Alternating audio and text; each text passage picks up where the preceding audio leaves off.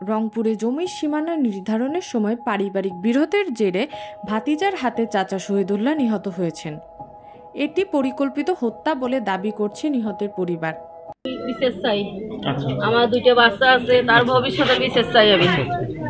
আমার স্বামী আজকে মারা গেছে, আমার দুটো বাচ্চা আছে, তাদের জন্য বিশেষ চাই। আমার স্বামী মারা গেছে, তার জন্য বিশেষ চাই। জানা গেছে, শনিবার গঙ্গাচড়া উপজেলার পাকুড়িয়া শরীফ পাল্লারহাট গ্রামে জমি পরিমাপের সময় শহীদুল্লাহর দুই ভাতিজা আদিব ও আদনান সেখানে উপস্থিত ছিলেন। এক পর্যায়ে বড় ভাতিজা আদিব আমিনের হাত থেকে নথিপত্র ছিনিয়ে নেন এবং অকথ্য ভাষায় গালিগালাজ করেন। এমনকি চাচা শহীদুল্লাহকে প্রকাশ্যে থাপ্পড়ও মারেন।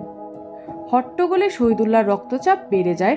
অসুস্থ হয়ে পড়লে স্থানীয় ফার্মেসিতে নিয়ে গেলে ঘটনাস্থলেই মৃত ঘোষণা করলেও পরিবার দ্রুত রংপুর মেডিকেল কলেজ হাসপাতালে নিয়ে যান। সেখানে জরুরি বিভাগের চিকিৎসক তাকে মৃত ঘোষণা করেন।